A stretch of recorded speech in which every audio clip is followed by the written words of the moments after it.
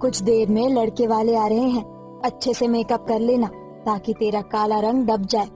जी माँ। कावेरी मेकअप करके लड़के वालों के सामने आती है। तभी लड़के का पिता रामलाल मेकअप से उभरी कावेरी के खूबसूरत चेहरे को देखकर कहता है, अरे वाह गिरधारी भाई, बेटी तो तुम्हारी चांद का टुकड़ा है। अब तो यही मेरे घर की लक्ष्मी बनेगी। आप शादी की तैयारी कीजिए। भाई साहब, आप तो देख ही रहे हैं, हम इस सकेती में दिन काट रहे हैं, इसलिए हम आपको दहेज नहीं दे सकेंगे। अरे समधन जी, निश्चिंत रहिए, मुझे दहेज में कुछ नहीं चाहिए। आप बस 2 जोड़ी कपड़े में अपनी बेटी को विदा कर दीजिएगा। हम चलते हैं, शादी की भी तैयारी तो करनी है। कावेरी की शादी तय हो जाने के बाद ममता खुशी से भरकर गांव के हर घर में बताशे बांटती है, जिस पर प्रेमा पूछती है, क्यों री ममता, बड़ी खुश लग रही है? कावेरी की शादी तय हो गई है। ढलते दिनों के साथ कावेरी की शादी की घड़ी आ पहुंचती है और दुल्हन बनी कावेरी कहती है, माँ, पिताजी, आप दोनों सही नहीं कर रहे। झूठ के आधार पर जोड़ा गया रिश्ता कभी नहीं फलता। झूठ नहीं बोलते तो क्या करते? तेरे काले रंग के कारण अब तक के सारे रिश्ते टूट गए हैं। मुश्किल से रिश्ता लगा है। तेरे रिश्ते ढूंढ ढूंढ कर इस गरीब बाप के पैर घिस गए हैं। अब अपने ससुराल चली जा। इसके बाद ममता कावेरी को मंडप में लाकर बिठा देती है, मगर जैसे ही फेरे शुरू होते हैं, पीट पीट कर बहुत जोरदार बारिश होने लगती है, जिस कारण सारा मेकअप धुल जाता है और कावेरी के काले रंग का सच सभी के सामने आ जाता है। इतना बड़ा धोखा, इस चांद से चेहरे के पीछे का सच ये है। अब ये शादी नहीं होगी। चलो गांव वालों। रामलाल और बारातियों को लौटता देखकर गरीब गिरधारी रामलाल के पैरों पर गिरकर अपनी पगड़ी रखते हुए कहता है, ऐसा मत कीजिए रामलाल जी, मेरी बेटी को ठुकरा कर मत जाइए, मैं आपके पैर पड़ता हूँ। हद धोखेबाज, चलो गांव वाले लोगों। गिरधारी इस सदमे को सह नहीं पाता और वहीं पर दम तोड़ देता है। कहाँ तो उस गरीब के घर से बेटी की डोली उठने वाली थी, मगर पिता की अर्थी उठ गई। इसी तरह से दिन बीतते गए और ममता ने कावेरी की शादी एक साधारण परिवार में कर दी और विदाई के वक्त आंसुओं से भरकर कहा, कावेरी बेटी, तेरी गरीब माँ के पास तुझे दहेज में देने के लिए रुपया पैसा तो रहा नहीं, इसलिए तुझे ये कढ़ाई दे रही हूँ। जा बेटी। कावेरी टूटे बिखरे मन से मायके की दहलीज पार करके ससुराल आ जाती है, जहाँ उसकी सास शीला उसके पति शंकर को सुनाते हुए कहती है, क्यों जी, यही कल्लो माई पसंद आई थी तुम्हें? कहाँ मेरा रघु, कहाँ ये? बस करो भाग्यवान, और वैसे भी तुम्हारा बेटा कोई हीरा नहीं है, समझी? अब से ये इस घर आंगन की लक्ष्मी है। आया समझ में तुम्हें? अरे शीला, जरा देख तो, तेरी काली कलूटी बहू दहेज में अपने ही जैसी काली सी कढ़ाई लाई है। इन गरीबों ने तो तुझे ठग लिया। अच्छा, हम चलती हैं। सभी पड़ोसन कावेरी के काले रंग और उसके साथ आई कढ़ाई की हंसी उड़ाकर चली जाती है। अगले दिन सुबह का सूरज उगने से पहले कावेरी घर आंगन लीप पोत कर नहा धोकर पूजा करके अपनी सास शीला से कहती है, माँ जी, आज ससुराल में मेरा पहला दिन है। पहली रसोई में क्या बनाना है?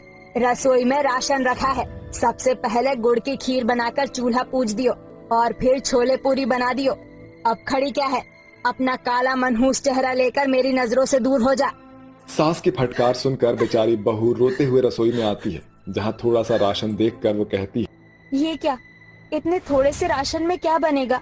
मैं जानती हूँ सासू माँ ने ये सब मुझे घर से भगाने के लिए किया है, मगर मैं यहाँ से नहीं जाऊंगी। ये ठान कर कावेरी जैसे ही कढ़ाई को चूल्हे पर चढ़ाती है, कढ़ाई सुनहरी रोशनी से भर जाती है और कढ़ाई की पैनी घी से भरकर पूरी पकवान तलकर बाहर निकलने लगती है, जिसे देखकर गरीब बहू की उदासी खुशी में बदल जाती है। ये कैसे हुआ? मैंने तो कढ़ाई में राशन का एक भी दाना नहीं डाला, फिर आखिर इतने सारे पकवान कैसे आए? कावेरी अभी ऐसा कह ही रही होती है कि तभी जादुई कढ़ाई बोल उठती है, क्योंकि मैं जादुई कढ़ाई हूँ कावेरी। कढ़ाई को बोलता देखकर कावेरी डर से भरकर पीछे हट जाती है। मुझसे डरो मत, मेरा जादू तुम्हारे पुश्तों के हाथों का प्रतिफल है। तुम्हारे परदादा हलवाई थे, उन्होंने मुझ जादुई कढ़ाई की बहुत कदर की और मुझे संजो कर रखा, इसलिए आज मैं तुम्हारे पास हूँ। जाओ और मुझसे बने पकवान अपने ससुराल वालों को खिलाओ। फिर कावेरी जादुई कढ़ाई में बने पकवानों को मेज पर परोसती है, जिसे खाकर शंकर वाहवाही करते हुए कहता है, अरे वाह नई बहू, क्या स्वादिष्ट खाना बनाया है तुमने।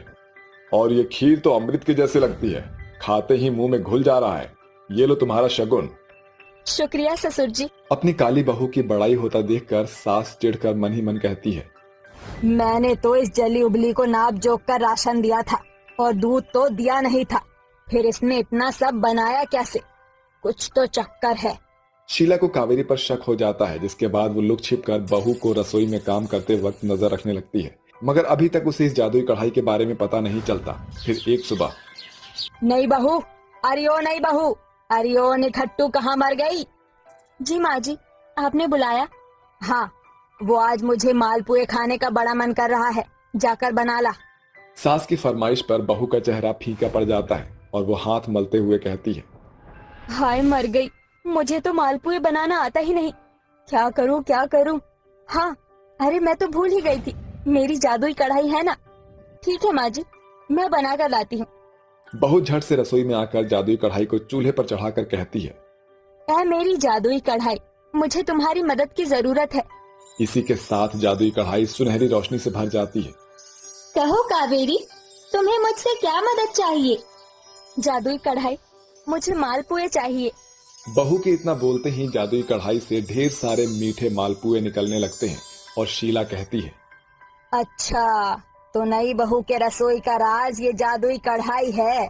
बहू सास को मालपुए परोसती है, तभी सास सारे गिले शिकवे मिटाकर कहती है, नई बहू, तूने अपनी जादुई कढ़ाई की बात मुझसे क्यों छिपाई? ये राज आज मेरे सामने खुल गया है। माँ जी, मैं आपको जादुई कढ़ाई की बात बताती भी तो कैसे, क्योंकि जिस दिन से मैं इस घर में बहू बनकर आई हूँ, आप मुझसे कटी कटी सी रहती थी। ठीक है, जो हो गया सो हो गया। जब तेरी जादुई कढ़ाई झटपट से पकवान और 56 भोग बना सकती है, तो क्या ऐसा नहीं हो सकता कि वो तेरे दबे रंग को बदल दे, ताकि मेरा बेटा रघु तेरी ओर खींचा चलाए? माँ जी, मैं जादुई कढ़ाई से पूछती हूँ। कावेरी अपनी जादुई कढ़ाई को एक बार फिर से चूल्हे पर चढ़ाकर उसे मदद के लिए पुकारती है। जागो मेरी जादुई कढ़ाई, मुझे तुम्हारी मदद की जरूरत है। इतने में जादुई कढ़ाई से उठने वाली रोशनी पूरे रसोई में घिर जाती है और फिर, कहो कावेरी, इस बार तुम्हें मुझसे कौन सी मदद चाहिए? जादुई कढ़ाई, क्या तुम मुझ बदसूरत बहू को खूबसूरत बना सकते हो? मुझे माफ करना कावेरी, मगर मैं जादुई कढ़ाई तो खुद ही काले रंग का हूँ, और फिर जिसके लिए तुम्हें बदलना पड़े वो सच्चे रिश्ते नहीं होते। हाँ, मगर मैं तुम्हारी एक मदद कर सकता हूँ। तुम्हारे पति को खाना सबसे ज्यादा भाता है, मैं उसे स्वाद से भर दूंगा, जिसे खाकर तुम्हारे पति की मति बदल जाएगी और वो तुम्हें पत्नी का दर्जा देगा। उन्हें तो शाही टुकड़ा खाना बहुत पसंद है। ठीक है, जरा ठहरो। इसी के साथ जादुई कढ़ाई के अंदर स्वादिष्ट शाही टुकड़ा बनकर तैयार हो जाता है और घर आने पर कावेरी उसे अपने पति को परोसती है। रघु जी, मैंने आपके लिए शाही टुकड़ा बनाया है, आपको पसंद है ना? खा ले बेटा, बहू ने बड़े प्यार से बनाया है। रघु जैसे ही कावेरी के बनाए शाही टुकड़े को खाता है तो उसका मन शाही टुकड़े के मीठे स्वाद में घुल जाता है और उसकी इतने दिनों की कुड़कुड़ाहट मुस्कुराहट में बदल जाती है। अजी, कैसा बना है? बहुत ही स्वादिष्ट है, इतना अच्छा कि तुम इस शाही टुकड़े के स्वाद से बड़े बड़े 5 स्टार होटल के शेफ को टक्कर दे सकती हो। मैं खुश नसीब हूँ सच में, जो तुम जैसी बीवी मिली मुझे। ये सुनकर कावेरी की आंखों में खुशी के आंसू आ जाते हैं और वो मन ही मन कहती है, शुक्रिया मेरे जादुई कढ़ाई, तुम्हारे कारण मैंने ये बड़ा दिन देखा है। अगर तुम ना होते तो शायद मुझ काली बदसूरत को मेरे हिस्से की खुशी नसीब ही नहीं होती। आखिर में जादुई कढ़ाई के कारण कावेरी की अधूरी आस पूरी हो जाती है। आज उसके पास माँ जैसी सास और पति का प्यार दोनों है। लक्ष्मी और पूजा के बीच में बहस चल रही थी। पूजा की आंखों से आंसू बह रहे थे, रो रो कर उसकी आंखें लाल पड़ गई थी। वो बार बार अपनी माँ से एक ही बात कह रही थी, माँ प्लीज मेरी शादी रुहेल से कर दीजिए, मैं उससे बहुत प्यार करती हूँ, उसके बिना मैं जी नहीं पाऊंगी। पूजा बेटी, तू जो कह रही है वो नामुमकिन है, ये जिद छोड़ दे बेटी। एक हिंदू होकर तू एक मुस्लिम लड़के से शादी के बारे में सोच भी कैसे सकती है? उनका मजहब हमारे धर्म, हमारे पूजा पाठ के तरीकों से एकदम परे है। और फिर एक लड़की की जिंदगी सिर्फ उस लड़के से नहीं बल्कि उसके घर परिवार से भी जुड़ती है जहाँ उसे ब्याहा जाता है।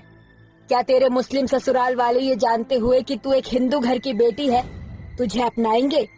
नहीं मेरी बच्ची, नहीं। ये कहकर लक्ष्मी कमरे में चली जाती है, लेकिन पूजा का मन अपनी माँ की कही गई बातों में घुलता रहता है। वो टूटे मन से मंदिर में बैठी फूट फूट कर रात भर रोती रहती है। भगवान, अगर मेरे और रुहेल के रास्ते एक नहीं हो सकते तो फिर हमें मिलाया क्यों? और ये जरूरी तो नहीं कि हर मुस्लिम परिवार पत्थर दिल हो। मैं अपनी जिंदगी रुहेल के साथ बिताऊंगी और ऐसा करने से मुझे कोई नहीं रोक सकता। आखिरकार पूजा अपने परिवार के खिलाफ जाकर रुहेल से शादी कर लेती है। रुहेल, तुम्हारे परिवार वाले मुझे अपना तो लेंगे ना? पूजा, अगर अम्मी अब्बू को अपना बेटा चाहिए तो उन्हें तुम्हें कबूल करना ही होगा। रुहेल की अम्मी शाजिया पूजा को लाल साड़ी और मांग में सिंदूर भरा देखकर गुस्से से भड़कते हुए बोलती है, या अल्लाह रुहेल, कौन है ये कमजोर लड़की? अम्मी, ये पूजा है, हमारी बेगम और आपकी बहू। या अल्लाह, तुम इतनी बड़ी गुस्ताखी कैसे कर सकते हो? रुहेल, ये क्या हिमाकत है? तुम एक हिंदू से निकाह कैसे कर सकते हो? हमारा घराना मुस्लिम है। अनवर, शाजिया और नगमा रुहेल को बुरा भला बोलकर कमरे में चले जाते हैं। कोई भी पूजा का गृह प्रवेश नहीं कराता, जिससे पूजा के मन में अपनी माँ की कही बातें उठने लगती है। रुहेल, मुझे माफ कर देना। मेरी वजह से तुम्हारी अम्मी, तुम्हारे अब्बू और तुम्हारी बहन तुमसे रूठ गए हैं। पूजा, वक्त के साथ सब ठीक हो जाएगा, बस हमें रिश्तों को थोड़ा समय देना होगा। अगली सुबह ससुराल में पूजा का पहला दिन था। ये सोचकर बहू सूरज उगने से पहले जाग जाती है। एक काम करती हूँ, माँ जी के कमरे से सफाई शुरू कर देती हूँ। ये कहकर पूजा अपनी सास के कमरे में पहुंचती है, जहां शाजिया पहली पहर की नमाज पढ़ रही होती है। अरे माँ जी तो नमाज पढ़ रही हैं, सासू माँ के कमरे की सफाई बाद में ही कर दूंगी। फिर बहू जैसे ही पैर बढ़ाती है, उसका पांव फर्श पर फिसल जाता है और उसके हाथों से झाड़ू छूटकर नमाज पढ़ रही अपनी सास पर चला जाता है, जिससे मुस्लिम सास बौखलाकर बेचारी बहू को मारने लगती है। निकम्मे निखट्टू, तूने हमारी नमाज जाया कर दी। आज हमारा रमजान का पहला रोजा था। माफ कर दीजिए, मगर मैंने जानबूझकर कुछ भी नहीं किया। बेचारी बहू के हाथों हुई छोटी सी एक भूल के नतीजे में उसे कोड़ों की मार सहने जैसे ताने मिले। अब वो कर भी क्या सकती थी, क्योंकि ये फैसला उसका खुद का था। पूजा ने रो रो कर सारे घर की सफाई की। तभी पूजा की ननद नाजिमा काले रंग की पॉलिथीन में मटन लेकर किचन में आकर कहती है, अरे ओ मेरी हिंदू भाभी जान, इसमें मटन है। अम्मी जान ने आपको पहली रसोई में मटन बिरयानी बनाने को बोला है। ये रहे ड्राई फ्रूट और ये बाकी का सामान। याद रहे भाभी जान, अगर बिरयानी के स्वाद में कोई भी खामी रही तो अम्मी तुम्हारी जान ले लेंगी। नाजिमा की इस धमकी से बेचारी हिंदू बहू का मन पूरी तरह से डर से भर गया था और मटन बिरयानी बनाकर खाने की मेज पर बैठे मुस्लिम ससुराल वालों के बीच उसे परोसना पड़ता है। हे भगवान, बस बिरयानी अच्छी बनी हो, क्योंकि आज मैंने पहली बार बिरयानी बनाई है। पूजा ने बिरयानी बनाने में अपनी पूरी जान डाल दी थी ताकि वो अपने मुस्लिम ससुराल वालों का मन जीत सके। मगर अफसोस, रुहेल के घर वालों के मन में पूजा के प्रति बस नफरत घुल रही थी और शाजिया ने तो गुस्से में गर्मा गर्म बिरयानी से भरा बाउल बेचारी बहू के शरीर पर फेंक दिया, जिससे जलकर पूजा दर्द में चिल्ला उठी। आह माँ, मेरा शरीर जल रहा है। तो जल जा, कम से कम हमारे घर से तेरा साया तो जाएगा। तूने हमसे हमारी औलाद, हमारा रुहेल छीना है, लेकिन अब तेरी ये मुस्लिम सास तेरा वजूद मिटा देगी। अपनी मुस्लिम सास के इस अत्याचार के बाद बेचारी बहू सिहर उठी और उसकी आंखों में भरे आंसू गिर पड़े। तभी पूजा अपने ख्यालों से बाहर आ गई और उसने खुद को मंदिर में बैठा पाया, जहां अपनी माँ की बातों से उसका मन इस कदर चिंता में घुल गया था कि वो अपने मुस्लिम ससुराल वालों को अत्याचार करते हुए कल्पना कर बैठी थी कि तभी उसे रुहेल का फोन आता है। हेलो रुहेल। पूजा, हमारा सपना अधूरा नहीं रहेगा। पूजा, अम्मी अबू मान गए हैं, उन्हें हमारी शादी से कोई एतराज नहीं है। इसके बाद पूजा और रुहेल की शादी हो जाती है और पूजा अपने मुस्लिम ससुराल आती है, मगर उसके मन में कहीं न कहीं उसकी कल्पनाएं आ रही थी। पूजा बहू, हमारे परिवार में तुम्हारा स्वागत है। आओ नाजिमा, भाभी जान को उनके कमरे में छोड़ आओ। आइए भाभी जान। कुछ ही पलों में पूजा अपने मुस्लिम ससुराल वालों से इस कदर घुल मिल गई जैसे उनके बीच बरसों पुराना रिश्ता रहा हो। अगले दिन पूजा नहा धोकर 16 श्रृंगार करके किचन में आती है और अपनी सास के पांव छूती है। प्रणाम माँ जी। माशाअल्लाह, बहू कितनी सुंदर लग रही हो तुम। अल्लाह तुम्हारे चेहरे के नूर को बनाए रखे। वैसे आज तुम्हारी पहली रसोई है, इसलिए तुम अपने हाथों से जो बनाओगी हम खा लेंगे। इसके बाद पूजा ने ससुराल की पहली रसोई में सेवई और खीर दोनों बनाया उसने ना सिर्फ अपनी बल्कि अपने ससुराल वालों की खुशी का पहलू भी समझा, जिसे देखकर उसके मुस्लिम ससुराल वालों का मन खुशी से भर गया था। अरे वाह पूजा बहू, तुमने सेवई बनाई है, वाह। जी बाबूजी, मैंने सेवई और साथ में खीर भी बनाई है। पूजा के मुस्लिम ससुराल वालों ने खुशमन से उसका बनाया खाना खाया और शाजिया ने उसे शगुन में अपने हाथों के कंगन उतार कर पहना दिए। बहू, ये कंगन तुम्हारे लिए, इसे पहन लो। और मैंने और तुम्हारे अब्बू जान ने तुम्हारे लिए घर में मंदिर बनवा दिया है, तुम वहाँ पूजा करना। अपनी मुस्लिम सास को हिंदू धर्म का मान रखता देखकर हिंदू बहू की आंखें भर आई थी, क्योंकि जो कल्पना उसके मन में उठी थी असलियत उससे अलग थी। ऐसे ही दिन ढलता गया और एक तरफ जहां पूजा अपने मुस्लिम ससुराल के आंगन में मंदिर में पूजा करती है और भगवान से अपने ससुराल वालों की खुशी मांगती है, वहीं रोजे के हर दिन शाजिया भी पूजा के लिए दुआ पढ़ती है।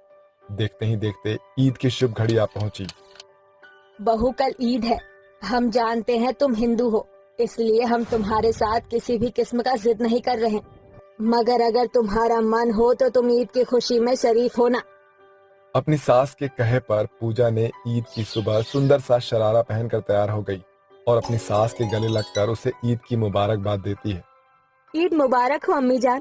जब मेरे ससुराल वाले मेरे मुस्लिम ना होने पर भी मुझे अपना सकते हैं, मेरे लिए इतना सब कर सकते हैं, तो क्या मैं अपने ससुराल वालों के साथ ईद की खुशी में शामिल नहीं हो सकती? मुंह मीठा कीजिए, मैंने सेवई बनाई है और इमरती भी। इसके बाद बहू ईद की खुशी के मौके पर अपने हाथों से बनाए पकवान से अपने मुस्लिम ससुराल वालों का मुंह मीठा करती है और सभी साथ मिलकर ईद की खुशियां बांटते हैं। ये प्यार की कड़ी ही तो थी जिसने जुड़कर दो अलग अलग धर्मों के लोगों को एक ही घर आंगन में घुल मिल कर रह रहे थे, क्योंकि इंसानियत बैर या नफरत करना नहीं बल्कि प्यार करना और इज्जत बांटना सिखाता है।